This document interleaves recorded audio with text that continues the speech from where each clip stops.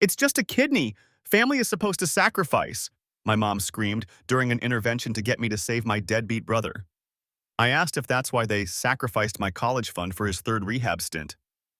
The silence was deafening. I'm Ethan, 27 male, and I've got this stupid habit of translating people into objects. It's a coping mechanism from working nights as a clinical lab tech. Everything becomes a sample to label and slide into a tray. My family never fit on a tray. They were the spill. My mom, Linda, 53 female, is a hurricane in a cardigan. She has a way of talking that feels like the room has tilted toward her mouth. My dad, Mark, 56 male, is a ghost who pays the water bill, present, quiet, dissolved. Then there's my older brother, Ryan, 30 male, the gravitational center of every disaster we've ever had. He's got that soft, expensive rehab glow and a mouth that promises reform like it's a coupon about to expire. My aunt, Carol, 58 female, is mom's echo chamber in beige slacks. And my best friend, Maya, 27 female, is the only person in my life who knows where the spare key is and how to talk me off the ledge with a grocery store cupcake. The night of the intervention, I placed my keys on the end table and listened to the clink like it could anchor me. Mom's living room looked like a staged apology. Throw blanket, artfully draped, candles that smelled like verbena and denial. A tray of unwrapped cheese sweating on a plate. My childhood was still on the walls, but crooked. A school photo where I forgot to smile.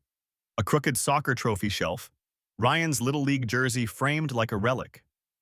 My favorite thing there has always been this chipped blue mug on the mantle, Dad's. It used to say World's Best, but the rest of it flaked off long ago. Just worlds. I hadn't been in this house for months. Not since I discovered my college fund. 12 years of carefully saved custodial accounts from Grandpa's small engine shop had been temporarily repurposed to pay for Ryan's third rehab. Mom said it like it was a bake sale donation. Family invests in family. I took a breath and swallowed the metallic taste in my mouth that shows up when I'm angry. Ryan looked smaller than he used to, like the couch might fold him up and put him away. He wore a hoodie from a band he never listened to and kept picking at a loose thread. Dad stared at the TV that wasn't on. Aunt Carol perched on the armchair like a parking ticket. Mom clapped once, bright and brittle. "We're so glad you came, sweetheart. This is a safe space." She said safe space the way people say cavity search. I didn't sit. I counted. The blue mug, the tilted frames, the dent in the wall where Ryan threw a controller in 2012. My pulse. "We've all talked," Mom continued, eyes shining in that rehearsed way. "And the doctors say timing matters. Your tests were a match. It's just a kidney."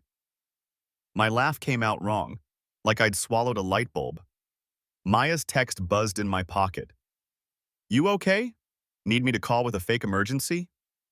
I put my phone face down on the coffee table. Mom leaned forward, her bracelets chiming like tiny alarms. "Family is supposed to sacrifice." The word sacrifice chewed on me. I looked at Ryan. He looked at the floor. Dad shifted, the couch sighing under him like it was tired of being furniture here. "Is that why you sacrificed my college fund for his third rehab?" I asked. My voice felt steady and surgical, like pulling a splinter I already knew was there. The silence after that wasn't empty. It was heavy and loud, and it pressed on my sternum. Even the clock hesitated. Mom's mouth opened and closed twice. Dad blinked at the dark TV as if something might finally turn on. I stared at the chipped blue mug and wondered what the rest of worlds used to say. Mom's face did this thing. Her smile froze, but her eyes kept trying to move. Like she couldn't decide whether to cry or lunge at me. She pressed her hands together in that way she does before she says something cruel but loving. "Ethan," she said softly, "that money wasn't yours. It was for our family, for our future." I laughed, couldn't help it. "Our future? You mean Ryan's revolving door of detox facilities?" Ryan groaned. "Come on, man, don't start." "Oh, I'm starting," I said. "You guys have been starting for years. Every time he screws up, we all get to start over while he gets another shot." Aunt Carol's voice, thin and sharp, cut through. "Ethan, honey, addiction is a disease. You wouldn't blame someone for having cancer." "No," I said, "but I also wouldn't give them my kidney after they sold their car for meth."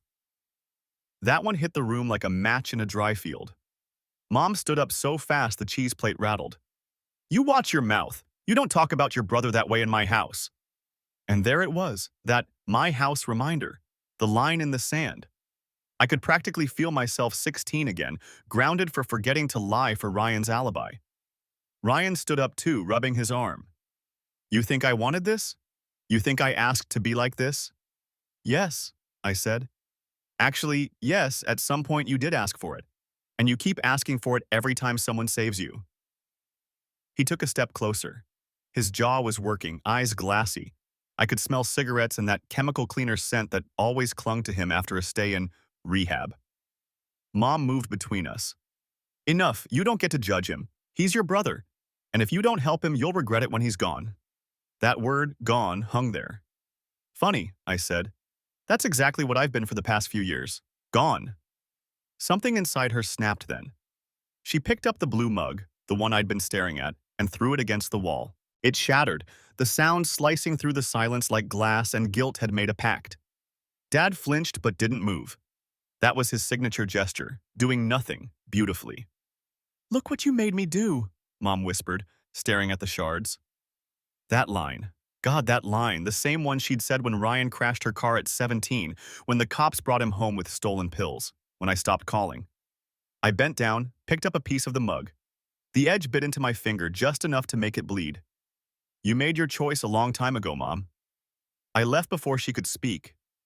I heard her crying as I shut the door, a sound somewhere between a sob and a snarl. Outside, the air felt like freedom and frostbite. I got into my car, hands shaking, and stared at the blood on my fingertip. I texted Maya. You still up? She replied instantly. Yeah. What happened? They wanted my kidney. She wrote back, please tell me you didn't say yes. I stared out the windshield, at the faint orange glow of their house through the blinds. Behind that glass, I could still see Mom pacing. Ryan slumped, Dad silent. A play they'd rehearsed too many times. I typed back, no, but they're not going to let it go. And somehow, I already knew I was right. The fight wasn't over, it was just changing shape.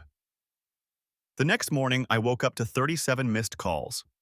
Most were from Mom, a few from Aunt Carol, one from a number I didn't recognize that turned out to be a counselor from the rehab center, politely checking if I'd reconsidered my decision. Yeah, they'd gone that far already.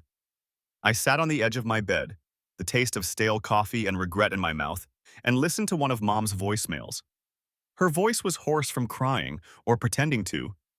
Ethan, she said, I don't understand how you can be so cruel. Ryan's sick. The doctor says this could save his life. You're being selfish. Call me back before you do something you'll regret. Then in the background I heard Ryan. He doesn't give a damn, Mom. He never did. I deleted it. Then another came through, this one from Aunt Carol. Ethan, sweetheart, I know you're upset, but family means showing up, even when it's hard. It was like they were all reading from the same script, the same one that's been performed since I was old enough to notice that Ryan's mistakes always came wrapped in excuses. When I got to work, Maya was waiting in the lab, already leaning on the counter with her I'm about to say something blunt face. Your mom called me, she said. My stomach dropped. What? She found my number from that Christmas card 2 years ago. Said you were going through something and she was worried you might make a rash decision. What the hell is she talking about? I rubbed my face. She's trying to recruit you. Don't fall for it. Maya sighed. Ethan, I love you, but this is insane. They can't force you to give up a kidney.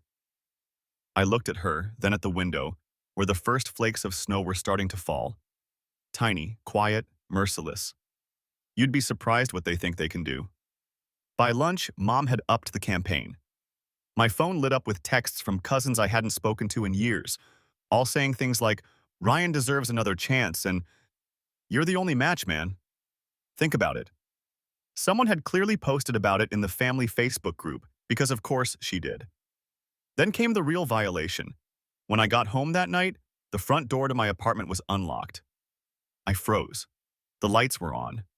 My heart did that hard, fast hammering that feels like it's trying to leave your body before you do. Mom, I said, even though I already knew. She was in my kitchen, unloading groceries like she lived there. Oh, good, you're home, she said brightly, as if this were normal. You looked pale last night. I figured you hadn't been eating. I stared at her. At D. You broke in. I used the spare key under the mat, she said, all defensive pride. You left it there for emergencies. This isn't an emergency, her voice cracked. Your brother's dying, Ethan. What do you call that? I could feel something in me curdle, fear mixed with fury. I call it the result of his own choices. And if you ever come in here again, I'll change the locks. She slammed the refrigerator door so hard a magnet fell off. You're just like your father, she hissed. Cold, useless, watching people drown while you take notes. I didn't yell. I couldn't. I just stood there, watching her gather her purse and storm out, muttering, You'll regret this. You'll see. After she left, the apartment felt wrong. Every sound too sharp, too near. I found one of the grocery bags she'd brought. It wasn't groceries at all. It was a stack of pamphlets. Organ donation, transplant success stories, handwritten notes about faith and sacrifice. She'd planned the whole thing. I called Maya. It's starting, I said quietly. What is? The campaign, the guilt, the invasion, the manipulation. She's turning this into a war. Maya was silent for a moment. Then maybe it's time you stopped playing defense. Her voice lingered in my head long after we hung up. That night, I taped a note to my own door. No visitors, no exceptions. And for the first time, I started thinking, not just about how to protect myself, but how to end this once and for all. I didn't sleep much that week. Every time my phone buzzed, I jumped. Every knock on the door made me picture Mom on the other side, holding some new emotional hostage. By Thursday, she'd escalated from manipulation to public spectacle. I found out through Facebook, because of course I did, that she'd posted a photo of Ryan in a hospital gown, IV in his arm, face pale and tragic. The caption read, Please pray for my sons. One is fighting for his life, the other is fighting his heart. The comments section was a symphony of sanctimony. Stay strong, Ryan. God works miracles. Your brother will come around. Even a few people from high school I barely remembered chimed in, Wow, Ethan, this isn't like you. It felt like drowning in other people's pity. I called her immediately. She answered on the first ring, voice sugar sweet. Oh, honey, I didn't think you'd see that so soon. You posted my medical information online, Mom. Oh, don't be dramatic. It's not about you. No, it's about humiliating me into submission. You're twisting things, she snapped, voice cracking through the veneer. You've always twisted things. Do you think I like begging my own son for help? I think you like the attention. The silence that followed wasn't calm. It was vibrating, full of all the words she wanted to scream but was saving for later. She hung up first. That night, I drove to the hospital, not to see Ryan, but to talk to someone, anyone who could confirm what was really happening. When I walked through the automatic doors, that antiseptic smell hit me like a memory. Of visiting Dad after his heart attack, of Ryan's second OD scare, of sitting in the corner pretending I wasn't angry. The nurse at the desk looked up. Can I help you? I'm here to check on my brother, Ryan Cole. Room 213. She tapped at her keyboard, frowning. He's not admitted. My stomach dropped. Are you sure? Positive. No Ryan Cole listed here, and we're the only hospital in the county with an open transplant program. So Mom had lied. Again. I left before I could decide whether I was more furious or impressed. The air outside felt sharp, like it was cutting through every illusion I'd been holding on to. When I got home, the voicemail light was blinking again. I pressed play, bracing myself. It wasn't Mom this time, it was Ryan. Hey bro, look, I didn't ask her to do that post, okay? She just gets carried away. But she's right about one thing. I am running out of time. You're my last shot, man. Please. I'm not asking for money or forgiveness, just help me, please. His voice cracked on the last word, and I hated how part of me still responded to it, that pathetic, exhausted part of me that remembered him teaching me to ride a bike, covering for me when I broke Mom's vase, slipping me candy when I had the flu. Maya came over that night. She took one look at me and said, You look like someone's ghost. I told her everything, about the post, the hospital, the voicemail. She listened, quiet but focused, like she was stitching it all together in her head. Finally, she said, She's creating a story. You're the villain, Ryan's the hero, and every time you react, you give her more material. So what do I do? She looked at me with this strange, calculating calm. You don't fight her story. You replace it with a better one. That stuck, hard. The next morning, I made a post of my own. Simple, direct, and cold. I love my family, but I won't be manipulated into medical procedures under pressure or lies. Boundaries exist for a reason. I hit post and locked my phone. Within minutes, the comment section exploded. Half of them were furious, the other half, quietly supportive. A few people even messaged me privately telling me they'd gone through the same thing. Family guilt over organ donations, money, addiction. It was like a floodgate opened. For the first time, I felt not alone. But peace never lasts long with my family. By nightfall, I heard a knock. A steady, furious pounding that rattled the hinges. When I opened the door, Mom was there. Eyes wild, face blotchy, shaking with rage. Behind her, Ryan stood like a ghost, and Aunt Carol hovered, clutching a casserole dish like a weaponized guilt offering.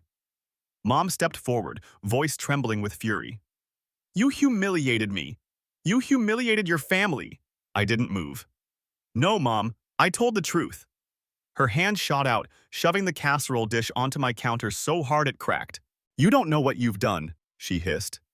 And the look she gave me then wasn't maternal. It was something else entirely. A promise, a threat. I didn't know it yet, but that night would be the last time I ever saw her as just my mom. She was becoming something darker. And I was finally done running. Update. Okay. So, I didn't think this would blow up like it did. I posted my story mostly because I needed to scream into the void, not because I expected half of Facebook and a chunk of Reddit to start DMing me saying, dude, this is straight up emotional hostage taking. Some of you told me to go no contact. Some of you said to file a police report. Some of you, bless your chaotic souls, suggested I mail her a kidney-shaped stress ball with a note that says, here's your organ. Tempting, not gonna lie. But a lot of you said something that hit me. You can't reason with people who rewrite reality. You have to take away their stage. And that's exactly what I started doing. After that post went up, the family group chat basically detonated. Screenshots everywhere. My cousin Jenna messaged me saying Mom was calling everyone, sobbing that I'd publicly crucified her. Ryan posted some vague crap about forgiveness and family loyalty with a selfie from a hospital bed that, fun fact, was taken at least a year ago. I knew because he had the same cast from when he broke his wrist working construction before rehab number 2. People started noticing, commenting, asking questions. The illusion cracked. That's when Mom went nuclear. She showed up at my apartment again 2 nights ago. This time she brought backup. Aunt Carol and a pastor from her church, Pastor Jim, who apparently thought he could pray me into organ donation. They were waiting in the hallway when I got home, like a creepy intervention sequel nobody asked for. Mom started crying before I even got the key in the door. Ethan, please. Ryan's getting worse. You're breaking this family apart. Pastor Jim tried to put a hand on my shoulder and said, Son, God calls us to give of ourselves. I looked him dead in the eye and said, Then maybe you should donate. He didn't like that. Mom lost it. Like full body shaking, mascara running, voice cracking, lost it. You've always been so selfish. I gave up everything for you kids. How dare you turn your back on your brother when you could save him? And that was it. I snapped. Everything? I said. You mean my college fund? My childhood? Every ounce of peace I've ever had because you couldn't admit that he's not your miracle? He's your addiction? Silence. Even Pastor Jim froze. Then she slapped me. Hard. Not metaphorically, not mom slap. An actual echoing crack. Maya saw it happen. She'd just come up the stairs with takeout. She shoved herself between us and told them to leave before she called the cops. Aunt Carol started babbling something about family matters, but Maya wasn't playing. She was fierce, shaking, protective. I think that's the first time I saw Mom afraid of me. Not because I'd hurt her, but because I wasn't scared anymore. They left eventually, but not before Mom spat out one last thing. You'll regret this when he dies. And I said, no, I'll regret ever letting you make me believe his death would be my fault. Since then, it's been quiet, too quiet. My post has over 40K shares now. I guess people relate to the guilt machine that is family. Some are even sending stories of their own about parents who used love as a weapon. It's weird. For the first time, I'm not ashamed. I'm angry, yeah, but there's clarity in it. Because now I know what I'm going to do. If Mom wants to play public martyr, I'll give her the spotlight she's been begging for. Just not the way she expects. Let's just say, she's built her whole identity around being the perfect, self-sacrificing mother. I'm about to show everyone what she's really like when the lights hit her from the wrong angle, and this time, I won't even have to raise my voice. I don't know if revenge is supposed to feel like clarity, but that's what it was for me. Cold, calm, methodical. Like I was standing on the edge of something sharp but finally steady. The next morning after the confrontation, I sat at my kitchen table with a cup of bitter coffee, scrolling through the avalanche of messages my post had stirred. People were tagging me in share after share of Mom's original Pray for My Son's post, calling it manipulative, exploitative, narcissistic. Some even dug through her old Facebook photos and started noticing patterns. Turns out my mother had been doing this for years, posting sob stories with half-truths, sometimes even fabricating medical emergencies for attention. There was one from 2 years ago where she claimed Ryan had coded in her arms. Another from when I was in college saying I was struggling with my mental health and needed prayers because I hadn't called in 2 weeks. The internet was pulling receipts I didn't even know existed. Maya came over with breakfast sandwiches and her laptop. "You wanted the spotlight," she said, setting it down. "Let's focus it where it hurts." We went through old family photos, text messages, voicemail recordings, every piece of proof that Mom had been orchestrating these pity campaigns while I was breaking my back trying to be invisible. Then I found something gold, a voice memo from last year that I'd forgotten about. Mom, ranting to Aunt Carol. I'd accidentally recorded it on my phone when I left it on the counter during a family dinner. Her voice came through tinny but clear. "Ryan just needs time, that's all. Ethan's money was just sitting there. He doesn't even use it. What kind of brother lets money rot when his family's drowning? God will forgive me." It hit me like static in my chest. I didn't just think she'd stolen my college fund for him, she'd bragged about it. Maya looked at me, eyes wide. "You realize what this is, right? Proof." I nodded slowly. "Yeah, proof that she's built her entire motherhood on theft and guilt." We uploaded the clip to a burner account. Caption: "When your mom says family comes first, but she means your bank account." Within 2 hours, it had 200,000 views. Within 6, 1 million. Comments poured in, people calling her out, tagging me, piecing together the puzzle from both our posts. By that night, her Facebook was gone. Deleted. Probably from the flood of angry comments. But she didn't go quiet for long. Around 10 p.m., my apartment door buzzed. It wasn't her voice on the intercom this time, it was Ryan's. "Bro, please. I just need to talk." I hesitated, hand hovering over the button. Maya whispered, "Don't. It's a setup." But I pressed the buzzer anyway. Ryan looked bad. Pale, jittery, eyes rimmed red. He wasn't high, but he wasn't sober either. Somewhere in that gray place between lies and withdrawals. He didn't come in right away, just stood there, twisting his hands. "Mom's losing it," he said. "You humiliated her. You've got people messaging her job, her church. She can't even go outside without someone spitting on her car." "I didn't tell them to do that," I said quietly. "Doesn't matter. They're saying I'm a scam artist, that she's some psycho." "She's not, man. She loves too much." "Ryan," I said, "she broke into my house. She hit me. She's been lying about you being hospitalized." He winced, but then his voice rose, desperate. "Because she's scared, okay? Because she can't handle losing both her sons." And there it was again, that word, both. I crossed my arms. "You're not dying, are you?" He didn't answer. "Ryan," I said slowly, "you lied about being terminal, didn't you?" His eyes darted away. "She told me to say it. She said maybe it'd make you care again." The air went still. I wasn't angry anymore, just hollow. "Get out," I said. "Ethan, please, get out." He did, eventually. But as he left, he turned and said, "She's not done, you know. She's got people believing you're dangerous." He wasn't wrong. 2 hours later, I got a text from an unknown number. "You think you can destroy your mother and walk away? We know where you work." Maya saw it and whispered, This isn't just guilt anymore, it's war. I nodded. Then maybe it's time I stop playing defense. Because if Mom wanted to make me into a villain for telling the truth, I could live with that, as long as the world saw who she really was first. And I already had the perfect way to show them. I didn't go to work the next day. I called in sick, though honestly it was more like self-preservation. The voicemail threats hadn't stopped overnight. If anything, they'd multiplied. Anonymous numbers, some calling me a monster, some quoting Bible verses, some saying things like, "You should be the one needing a kidney." Maya sat across from me at the kitchen table, both of us running on cold coffee and adrenaline. "You can't keep letting her control the story," she said, tapping her pen against her notebook. "She's weaponizing sympathy. We fight with truth." That line stuck. Mom had built her whole empire of manipulation around the idea of being a saintly caretaker. Her church adored her. Her coworkers called her the heart of the office.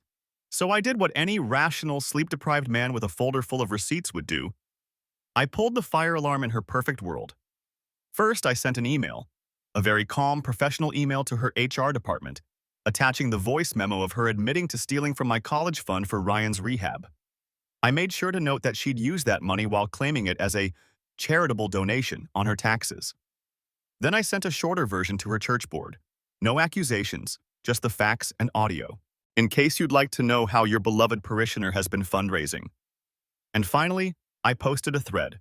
No anger this time, just evidence. The lies, the manipulations, the recordings, the fake hospital photos. Each post captioned simply, "Truth doesn't need a filter." Within hours, it exploded again. People who'd once worshipped her in the comments were suddenly asking hard questions. Her coworkers unfriended her. Someone tagged her pastor, someone else linked the rehab donation receipts from public charity filings. It was like watching the house of cards she'd built for decades fold under its own weight. But I wasn't prepared for the rage. She called me that night, voice shaking, somewhere between fury and disbelief. "Do you realize what you've done to me?" I almost laughed. "You mean what you did to yourself?" Her voice dropped to a whisper. "You ruined my life." I took a slow breath. "You ruined mine when you stole my future. I'm just returning the favor." Then the sound of something shattering on her end, maybe a glass, maybe her phone hitting the wall, and the line went dead. For a moment, the apartment was silent except for the hum of the fridge and the sound of my own heart beating too fast. Maya broke the silence. "You think she'll stop now?" "No," I said. "She doesn't know how." And I was right. Because 2 nights later, I woke up to pounding on my door again. Not the tentative knock from before. This was furious, relentless. I looked through the peephole and saw Ryan. His face was wild, tear-streaked, drunk. "Open the door, Ethan, open it!" Maya grabbed my arm. "Don't. He's not alone." Through the fisheye glass, I saw them. Aunt Carol behind him, trying to pull him back, and then Mom. Standing in the parking lot, barefoot, screaming something I couldn't hear, clutching a photo frame to her chest. Ryan banged harder. "You destroyed her. She lost her job, man. She's falling apart. She said she's gonna kill herself, and it's on you." Something inside me cracked. Not guilt exactly, but this weird ache that felt like mourning. "Call an ambulance," I told Maya. "If she's saying that, I'm not taking the bait." But before we could, the sound came. A crash, glass shattering, Carol shouting. I opened the door just in time to see Mom collapse to her knees in the gravel, sobbing, the photo frame broken beside her. I froze. It was the picture of our family at the lake, back when Dad still smiled, when Ryan still had sunburn instead of scars, when I still thought love meant obedience. The neighbors were watching from their windows as paramedics arrived. Ryan kept shouting that it was all my fault. Carol kept crying that family shouldn't go to war. And Mom, she just sat there, rocking back and forth, whispering, "It's just a kidney. It's just a kidney." They took her to the hospital that night, not for her kidneys, but for what the doctors called emotional distress and self-harm risk. I didn't follow the ambulance. I couldn't. Maya held my hand so tight it hurt. "You didn't make her do this," she said softly. "She made her own choices." I nodded, but the words didn't land. I just stared at the broken glass on the ground, at that photo, at the reflection of our younger faces under the streetlight. That night, I realized revenge isn't clean. It doesn't end with applause. It ends with silence and glass and a version of love you can't recognize anymore. Still, I knew one thing. I wasn't done yet. Because there was one last truth left to uncover. One I'd avoided for years. And it started with my dad. Update 2. It's been 3 weeks since everything detonated. I didn't plan to post again, but people keep asking what happened. What happened to Mom? To Ryan? To me? I guess I owe it to everyone who saw the train wreck unfold to explain how it ended.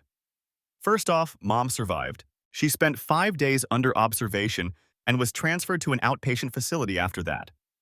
The doctors called it a stress-induced breakdown with psychosomatic symptoms. Translation: her body finally couldn't carry the weight of her lies. She's medicated now, staying with Aunt Carol, who still can't decide whether I'm the villain or the ghostwriter of our family's downfall. Ryan's been quieter. I blocked him after a few drunken texts calling me a murderer, but then, strangely, he emailed me an apology. It was sloppy and too late, but real in a way that hurt. He said he didn't realize how much Mom had manipulated both of us, that he'd believed he was dying because she told him he was, because it was easier than facing his failures.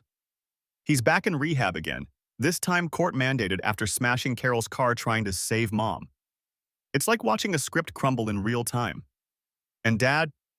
Yeah, I finally called him. After 10 years of silence.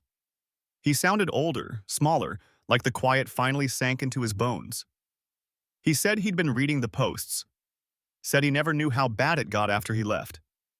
Then he told me something that froze me in place. Mom had stolen from him too. His severance. His savings. She told him she needed it to take care of her boys. It was like hearing my entire childhood explained in one sick sentence. We met for coffee last week. It was awkward as hell. He tried to joke about how neither of us drink sugar anymore. But halfway through, he looked at me and said, "You broke the cycle, son. That's not nothing." I didn't cry there, but I did when I got home. Mom hasn't reached out, and I don't expect her to. Her church kicked her out after the recordings went public. Her job let her go for misconduct.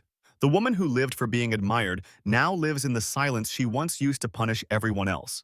And maybe that's the truest kind of revenge, not destroying someone, but letting them sit with the version of themselves they've spent their whole life hiding from. As for me, I finally used what was left of my savings to apply to a part-time program in clinical psychology. Funny, right? After all that, I still want to understand why people like her do what they do. Maya helped me move into a new place last weekend. No spare key under the mat, no family photos on the walls yet, just plants, light, and quiet. I kept one thing, though. That broken blue mug, the one Mom shattered during the first intervention. I glued it back together. The cracks are still visible, jagged and imperfect, but it holds water again. I keep it by the window. A reminder that some things don't need to look whole to be functional. A few nights ago, I dreamt of that first conversation, her screaming, "Family is supposed to sacrifice." And in the dream, I said, I did. I sacrificed the version of myself that kept bleeding for people who never stopped cutting. It felt like the truest thing I've ever said. So yeah, that's the ending. Not happy, not tragic, just real. She taught me that family isn't supposed to demand your organs, your money, or your peace. It's supposed to protect your soul. And for the first time in my life, mine finally feels like it's still beating for me.